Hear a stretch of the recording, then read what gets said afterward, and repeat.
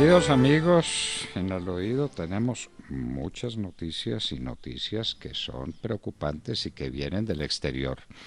Pero como estamos metidos de lleno en el problema de las elecciones del próximo domingo, no nos estamos dando cuenta. Así es. No nos estamos dando cuenta. El vecindario arde, está en llamas. Lo del Ecuador, ahí sigue, digamos que en salmuera, ¿no? El presidente Lenin Moreno quedó en manos de la turba indígena que se tomó Quito, mandada desde Venezuela. Lo que va a pasar con Macri, Dios nos tenga de su mano. Macri va a perder las elecciones y la van a ganar otra vez los Kirchner. Néstor después de muerto y Cristina prácticamente en la cárcel. Pero va a ganar. La situación es muy delicada. La situación del Perú es de una inestabilidad pavorosa. Una fragilidad inmensa, sí. La situación de Chile. Tenemos una última noticia. Van 15 muertos en Chile. 15 muertos. Está Eso, sumida en el terrorismo. Es una situación de terrorismo la que se vive en este momento en las calles de Chile. La gente prácticamente encerrada, muy preocupada, esperando a ver quién pone orden y cómo ponen orden. Y lo cierto es que también hay una estrategia coordinada desde Venezuela en todo esto, en toda la claro. región, en toda El la foro región, de pero Sao en Chile ya Paulo es se está demostrando. el foro de Sao Paulo y desde aquí estos sinvergüenzas de la JEP mandaron delegados a la reunión del foro de Sao Paulo. No hay derecho. Y nos están incendiando, nos están asesinando. ¿Usted se acuerda que estos bandidos de las FARC pidieron permiso para ir al foro y les dijeron que sí? Sí. De Sao Paulo, que está mutando además a lo que ahora se llama el Grupo de Puebla. Es que Bueno, como se bueno, quedaron sin Sao Paulo, bueno, pero tienen a México, entonces ahora es el Grupo de Puebla. y le cuento última hora, hay desórdenes serios en Bolivia porque la gente descubrió el fraude y porque quiere protestar, los aplastan, los van a aplastar, pero que ya se sabe que Evo Morales se hace elegir, con ayuda de Venezuela, inclusive la ayuda tecnológica. Yo le tengo pavor al famoso voto electrónico, al voto digital lo llaman ahora. Le tengo pavor. El que gana las elecciones es el que maneja el software, digámoslo con franqueza. Por eso en muchas partes se ha vuelto al conteo físico de los votos de miedo a eso que está pasando en Bolivia. Como en Alemania, por ejemplo. Sí, En en Alemania. Alemania regresaron del voto electrónico al voto físico, precisamente por eso. Sí, señor. Sí, señor. De manera pues que la cosa está muy complicada. Aquí ahora tenemos protestas en Tenjo, ¿sabía? Tenjo, Cundinamarca. Porque o es verdad o circuló la noticia de que están aumentando los precios de los buses y ahí tiene usted protestas también.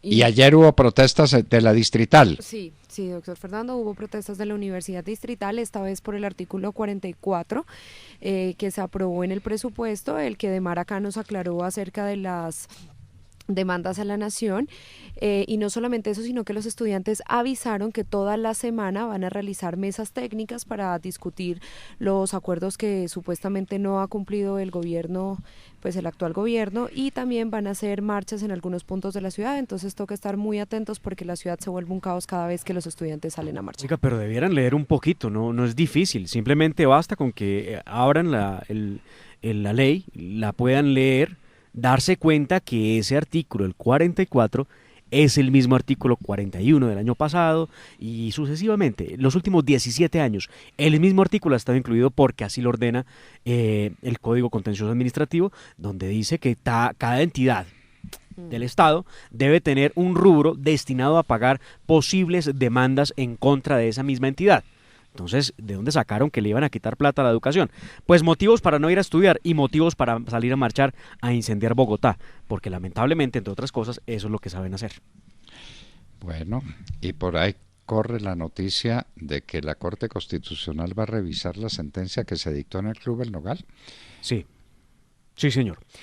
Recuerde usted que esa sentencia traída de los cabellos, aquí dimos amplia discusión de ella, ¿no? Recuerde quiénes fueron las autoras de esa sentencia. La de los autos de 150 páginas. Bueno, sí, la señora Lucy Janet. Ella acompañada de una flor del paraíso. Flor alguna cosa. Flor, sí. Flor lucero del paraíso algo de alguna así, cosa. Así. Que resultó con juez, Azucena Violeta, cualquier cosa. El nombre de alguna flor, sí. Era lleno de flores por todas partes, resultó con juez, y entre las dos resolvieron que los que tenían la culpa del Consejo de Estado éramos los socios y quienes visitábamos, del Consejo de Estado del Nogal, y quienes visitábamos el Club El Nogal.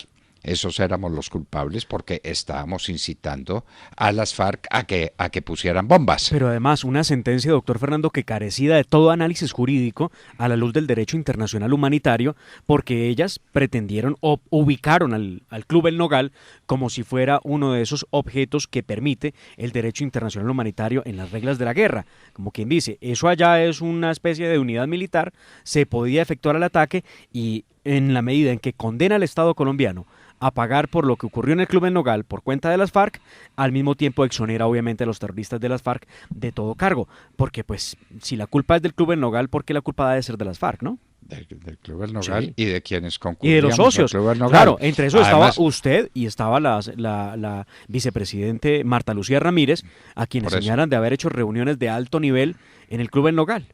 Poniéndonos además visitas que no hicimos.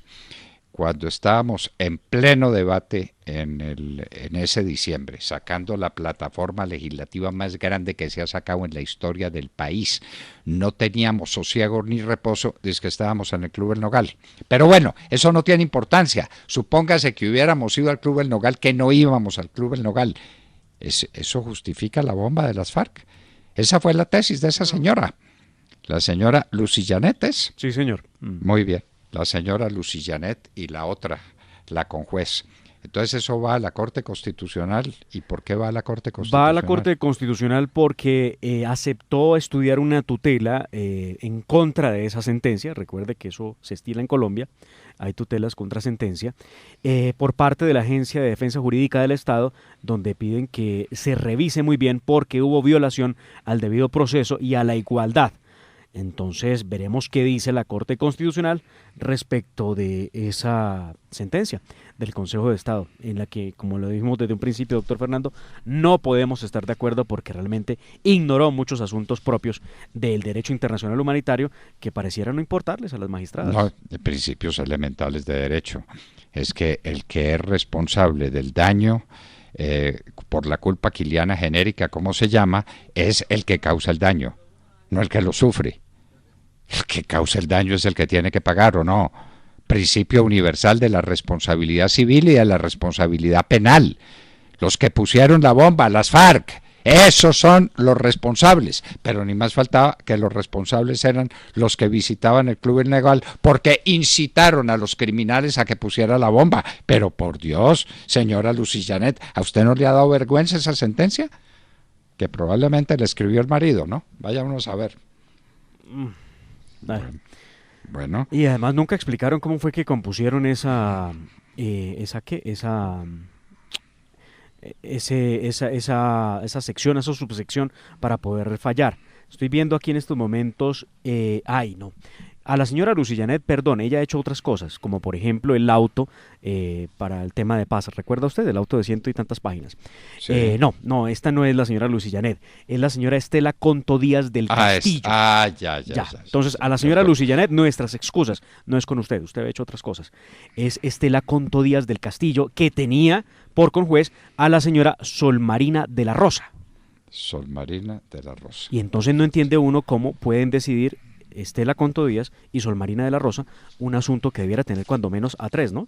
Para poder haber una decisión. Pero el otro se excusó, pasó cualquier cosa y la mayoría de 3 son 2. Y entonces dictaron la sentencia tranquilamente. Entonces una señora, ¿qué? Sol Marina de la Rosa. Sol Marina de la Rosa. Y Estela Díaz del Conto condenaron a la nación porque la nación fue la culpable de que los bandidos de las FARC pusieran una bomba. No, esto sí es lo último, pues, lo último. Y sepa, la Corte Constitucional no va a decir nada en contra, porque son igualitos entre la señora Conto y los magistrados de la Corte Constitucional, eso no hay diferencia ninguna. Y además, como el que falla es Juan Manuel Santos. Pues vean, la sentencia y el reparto le tocó para analizarlo al magistrado Luis Guillermo Guerrero, en quien en lo personal tengo muchas esperanzas, así que vamos a ver qué ocurre. Pues él sí, pero resulta que los magistrados son 9. Hay decisiones, bueno esperemos. Y una buena noticia, porque vamos a tener un invitado muy especial en un momento, pero la buena noticia es que la persona que habían secuestrado allá cerca de Cali, en el sur de Cali, que estaba montando en bicicleta, Harold Bermúdez Ayala, fue liberado en una acción, en un golpe de mano de la Tercera Brigada del Ejército. Liberado sano y salvo.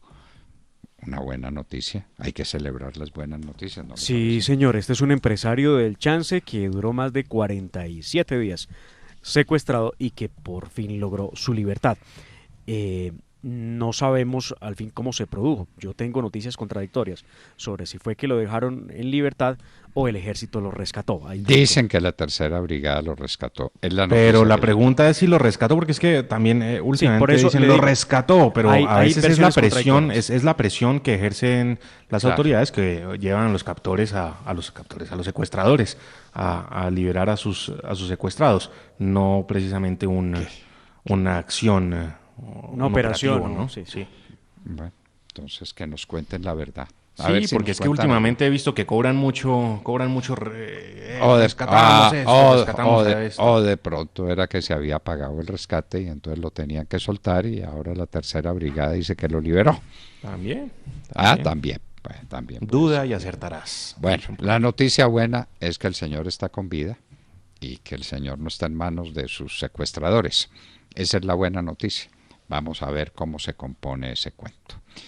Nos acaban de confirmar también que hay un recrudecimiento de la violencia en la frontera. Lo reconoce el propio Ministerio de Defensa, la frontera con Venezuela, recrudecimiento por la presencia del ELN. Pues es que el ELN está ganando territorio a lo largo y ancho del país, en asocio con las FARC. Es que se ha nutrido de las FARC el ELN, eso para nadie es un misterio, y con el apoyo, por supuesto, del régimen de Maduro, su socio, su gran socio. Bueno. Y miren los amigos de La Paz, esta mañana escuchaba yo la noticia del secuestro por unas horas de Alexander Botello en norte de Santander, candidato del Partido Verde. El Frente 33 de las FARC lo secuestró. Le preguntaron quién fue el que lo retuvo, porque así preguntó el periodista, que quién lo había retenido. Él dijo que había sido unos hombres con brazalete de la bandera de Colombia con el letrero FARC. Recordemos que el Partido Verde fue uno de esos partidos decisivos a la hora de votar el apoyo para que las FARC entrara a la política colombiana. Ave María, por Dios. Bueno, queridos amigos, Justin Trudeau fue reelegido por muy estrecho margen, pero reelegido primer ministro en el Canadá. Allá la figura es de primer ministro. Allá la figura es de primer ministro, con el beneplácito del delegado de la reina Isabel, que si no lo obtiene, pues obligaría a buscar la conformación de un nuevo gobierno. Y como es tan apretado el margen, pues hay quienes apuntan a esa posibilidad. No, pero ya dijeron, ya lo dieron por ganador. Pero es que esas conformaciones es el mismo problema que tiene Israel, por ejemplo, que también ya hablan de unas terceras elecciones por la estrechez de margen para formar gobierno. Bueno, y nos despedimos de Al Oído diciendo que esperamos que en algún momento muy próximo estemos con el doctor Miguel Uribe Turbay, candidato a la alcaldía de Bogotá. ¿Me deja una cuñita chiquitita? Sí, sus ocupaciones se lo permiten, claro. Vea, doctor Fernando, el trino, este sí es de marcar. El candidato de la Colombia Humana, porque él es candidato vitalicio, ¿no? Ya que todo el tiempo se presenta así, él es el candidato presidencial senador, Gustavo Petro, el fin de semana siempre busca algo con quien desquitarse o a quien echarle Ay, algo. pero cómo lo peinaron este fin Pero de semana, esta ¿no? es 0 y van 2, no aprende.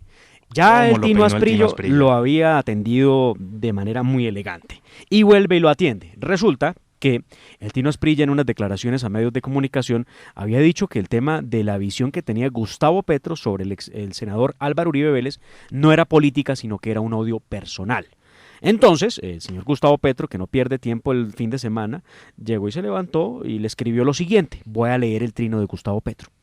Pobre Tino, ignora que yo no odio.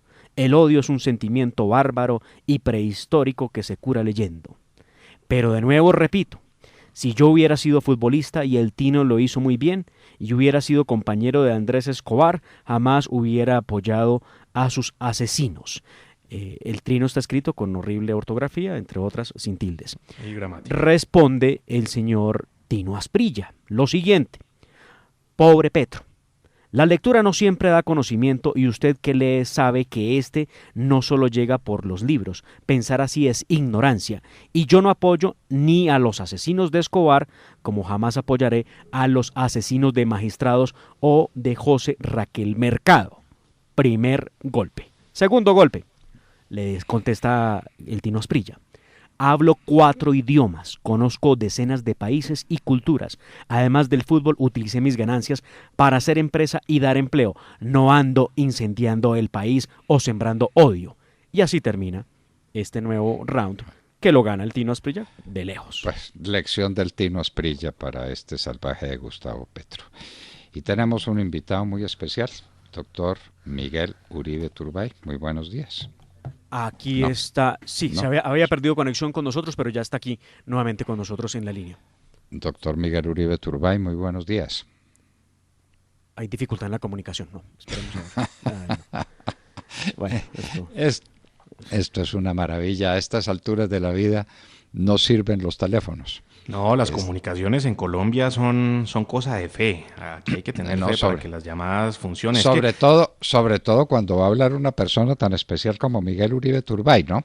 Pero si ni con la Entonces- vicepresidenta pudimos, doctor Londoño, ni con la vicepresidenta de la Se República, tenía que en sa- su despacho, Le pedimos que por favor hablara con la ministra de Comunicaciones, que la tiene muy a la mano, para que le ayudara a ver si le ponía amplificadores de señal en Palacio.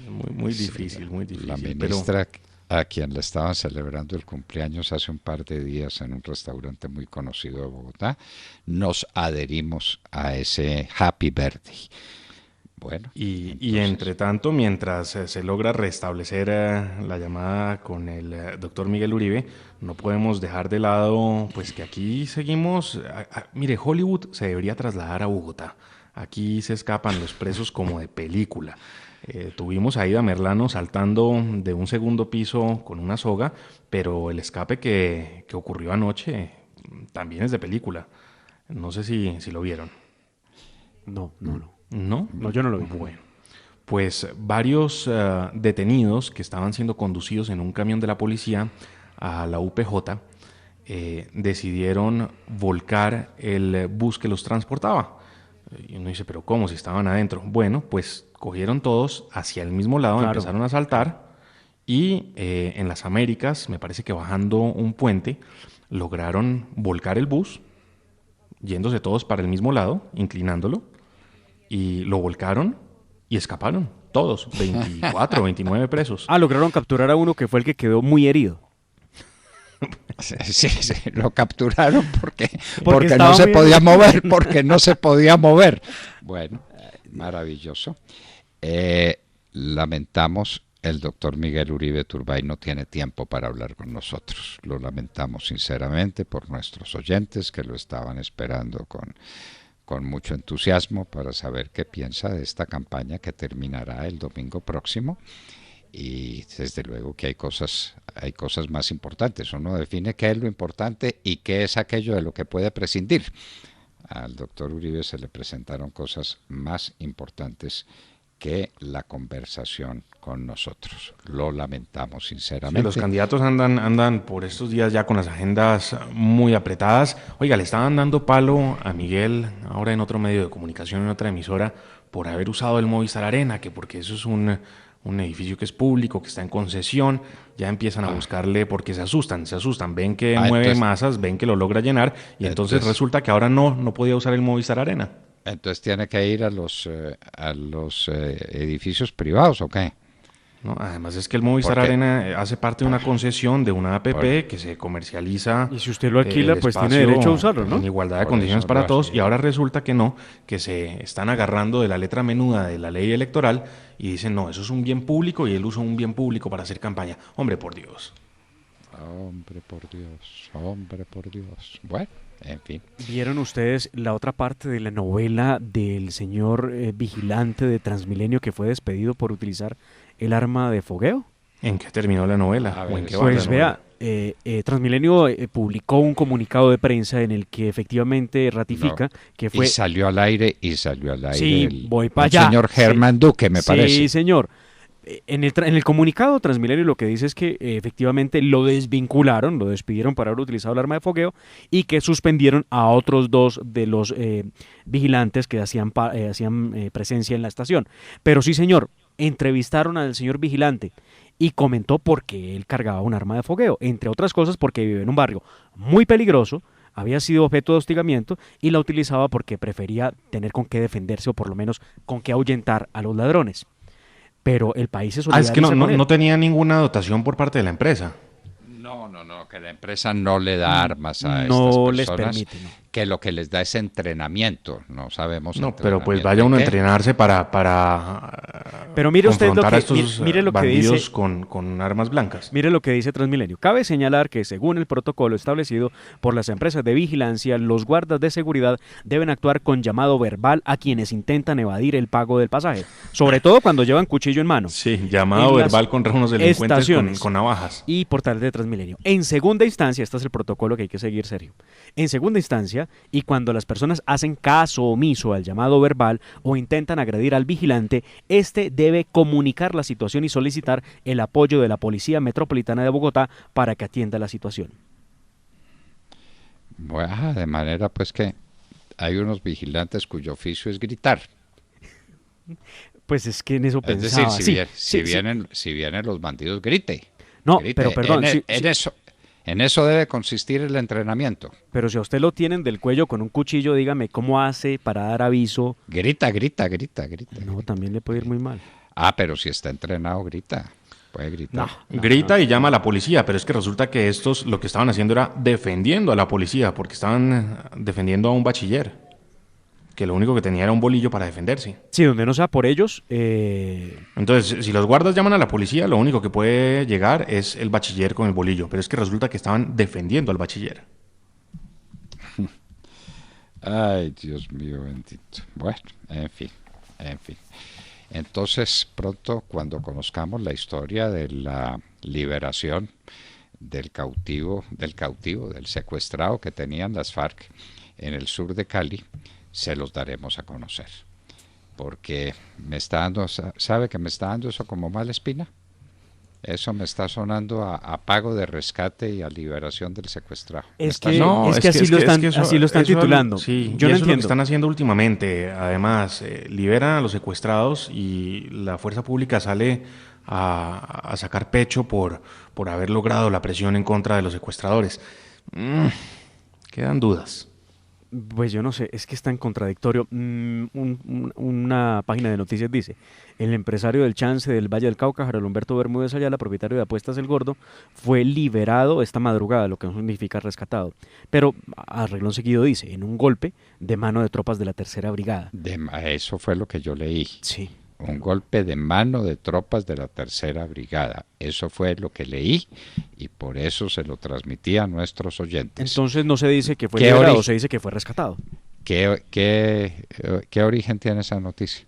Esta noticia la presenta Caracol Radio, la que acabo de leer. Bueno. pues Bueno, pero ojalá. bueno, mire que aquí ya queda más claro el asunto. Leo Caracol Noticias y ellos reportan lo siguiente. En operación militar no solamente se permitió rescatar al secuestrado, sino también capturar a 2 personas. O sea que sí fue un golpe Eso ya bajo. confirma que entonces Sí, sí fue una sí, operación de rescate. sí lo Porque fue. si hay capturas, sí es una Claro, operación de claro. rescate. Bueno, buena noticia porque la situación en el Valle del Cauca es una situación muy delicada. Mucho.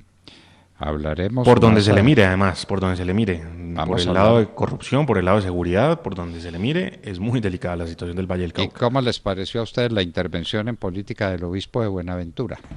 ¿La vieron? Ese sí que es el ¿La campeonato. vieron? Claro, Ese, señor, sí, sí. ese es peor que el arzobispo, ¿o no?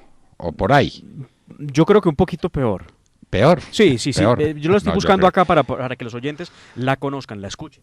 Él. Sí. Monseñor Rubén Darío Jaramillo. Él dice Qué que no, cosa. que eso no es participación en política, No, que lo que él no, dijo que no era, es participación. no, que fue que le mandaron a decir una misa y entonces él tenía que orar por los que le mandaron a decir misa. Y que resultó que la misa era de unos candidatos a la alcaldía. Vaya, vaya, monseñor. Como nacimos ayer, le vamos a creer. Tenemos por ahí. Sí, aquí está el audio. A Escuchemos ver, a Monseñor. escuchémoslo. Y poder. Y Monseñor Gerardo, desprendiéndose de todo aquello que significaba honor y poder, supo trabajar con el pueblo, desde el pueblo y para el pueblo. Y aquí en este lugar, él incansablemente defendió a los más necesitados. Y ver esta catedral esta tarde abarrotada, totalmente llena, es un indicativo que esperamos que en 8 días a esta hora esté usted proclamado. ¿Les hace falta alguna No, prueba? no es participación No, en política. No, pero no es política, no es ¿A quién se le política ocurre? de ninguna manera. Desde el púlpito, con la catedral llena. No, no es política. La del arzobispo de Cali tampoco es política. Hablando de los 15 días antes y los 15 días después, no es política, no es política. No, Y eso a por quién se le eso, ocurre, no. por eso está pasando lo que está pasando. La gente no le está creyendo a estos curas, no les cree y no los respeta porque no merecen respeto. Se dedicaron a hacer política, hagan política. Y alguien decía, ¿y por qué no pueden hacer política? Háganla, quítense esa sotana y quítense pues todos los arreos y salgan a hacer política como cualquiera. Lo que está mal es que hagan política como representantes de Dios en la tierra. ¿Sabe qué es lo que pasa? Desde el púlpito. Que mientras algunos hacen cierre de campaña en plaza pública, en la plaza del pueblo, otros en el Movistar Arenas, otros en el Movistar Arena, otros lo hacen en teatros muy grandes. Estos candidatos decidieron hacer campaña, cierre de campaña en la catedral. Contando con el obispo. Sí. De Por una vez, eso. aprovechando que el obispo eso. estaba allí, entonces de una vez oficie la misa. Y el candidato de Cali, el exguerrillero, que fue, recuerden que su padre murió en una acción militar en la que él estaba presente, vestido de guerrillero. Esto no es un cuento, esto es historia, Pues ese es el que recibe el apoyo del arzobispo de Cali. Entonces, ahí estamos, el arzobispo de Cali hace política en Cali y en todo el departamento. Y el monseñor, ¿qué? Jaramillo es, de Buenaventura, hace política en la catedral, desde el púlpito, con todos los arreos episcopales. No hay derecho, por Dios. No hay Monseñor derecho. Rubén Darío Rubén Jaramillo. Darío Jaramillo, sí. Rubén Darío Jaramillo, monseñor. Bueno, monseñor Rubén Darío Jaramillo, qué dolor, qué pena. Qué pena. ¿Qué dirá el Papa Francisco? Que le parece muy bien. O no dirá nada. ¿Ah? Pues no, pues bueno, no dice nada, ¿no? Le parece muy bien, no se le olvide pues que él es de cierta línea política y la defiende. Sin duda, Monseñor. eso es. La política en el púlpito. Esto es una nueva manera, pero ya está justificado, entiendan eso, que mientras otros escogen otros espacios para cerrar campaña, los candidatos en Buenaventura decidieron hacerlo en la catedral. Bueno, y Viene entre o- tanto, Viene otra prescripción. prescripción a la vista, dicen la Fiscalía y la ¿Quién es el Procuraduría. favorecido? Uy, sí, ¿a quién Caso favorece? caso de chuzadas. Entonces, probablemente no tenían nada en sus manos. No ha habido una chuzada porque no la hemos podido oír. Si existiera, la habríamos oído.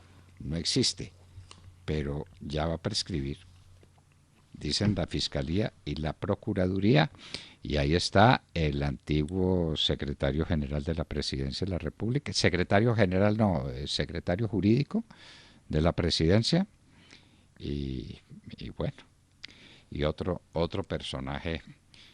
personaje muy, muy buena persona, que seguramente no cometió ninguna chuzada, pero no hay derecho a que los procesos estén terminando en Colombia por prescripción. Sí, Pues todo, por eso ¿no? por eso es que se terminan los procesos en este país, gran parte de ellos. Oigan, y una renuncia que deja dudas, deja un sinsabor que nadie esperaba que el presidente de la ANI renunciara, Luis Klein. Él argumenta motivos personales y familiares para renunciar a la ANI, pero bueno, no sabe uno qué hay detrás de esa renuncia, ¿no? Una entidad muy difícil de manejar, con muchos desafíos y muchas controversias, como las que tuvo el señor Andrade, que hoy en día está en los Estados Unidos. Ave María, por Dios, noticias malas por todas partes. Pero les tengo ojalá. una buena. A ver. Esto sí que es una noticia buena. Bueno, a ver. Esta- ¿Fuera de lo que pasó en el Movistar Arena o qué? Mire, esta semana, el jueves, se espera que el ministro Carrasquilla llegue al Congreso de la República para, ante la Secretaría, radicar la nueva ley de financiamiento o reforma tributaria. El anuncio. Hombre, yo hablando de renuncias, y usted menciona Carrasquilla, me alcancé a ilusionar. No, dije una buena noticia. Dije una buena Sergio, noticia. ¿por qué, Sergio? ¿Por Oiga, qué? no. ¿Usted cree acaso, Sergio, que alguien tiene que renunciar por lo que pasó con la ley de financiamiento? No. Aquí Serían nadie es tantas- responsable por eso. Serían tantas las renuncias que válganos Dios, nos quedamos sin ejecutivo. Bueno, Entonces, el jueves se radicaría la ley de financiamiento con el mismo texto que fue objeto de análisis constitucional por parte de la Corte. Y el con mismo 20 título, ley de y entonces- financiamiento, no reforma tributaria. Y entonces al día siguiente tienen las mismas 21 demandas de fondo a cuestas. Muy seguramente. Claro. Claro, Sí, pues ¿qué más que espera? Es una nueva ley, Sí. aunque la Corte dice que se va a ocupar de la ley ya muerta. Es la única Corte que se ocupa. Declara inexequible una ley y ya muerta la ley, declarada inexequible, se dedica a estudiar otras 21 demandas. Pero es que como Sí. no la mató, sino que la dejó moribunda, entonces No. la puede picar un poquito hasta el 31 Pero es de cierto, eso diciembre. se llama carencia actual de objeto. ¿Para qué No, seguir con pues algo ¿para que no qué existe? se ponen en Sí, eso? Evidentemente. Pero bueno, sirve porque eso es un soplito que llega desde la Corte para el Ejecutivo. Chévere, ¿no? Un Sí, trabajo pero de armonía. el ejecutivo está presentando el mismo texto es porque quiere que el mismo texto sea aprobado, y ese mismo texto, una vez aprobado, tendrá que enfrentar de nuevo esas demandas de fondo que seguramente se las vuelven a poner a la nueva ley, al nuevo texto. Y bueno, ya veremos entonces qué pasa, pero es una ley que llegará a tambalearse de nuevo en la Corte Constitucional el año entrante. Ayer durante Bueno. toda la mañana estuvo reunido el presidente Duque con sus ministros y con su equipo político y económico y también con el jurídico. Qué bueno, estaba en Bogotá el presidente. Ayer estuvo muy juicioso trabajando en eso. Ve. ¿En qué? ¿En la ley de financiamiento? Sí, señor, sí. Y después de mucho pensar dijeron, pues presentemos la misma. Sí, ya. Moque. no me atrevo Bueno, a muy tanto. bien. ¿Para qué desgastarnos, no? Muy bien. Y hablábamos con ustedes Halo y 8 de la mañana en punto.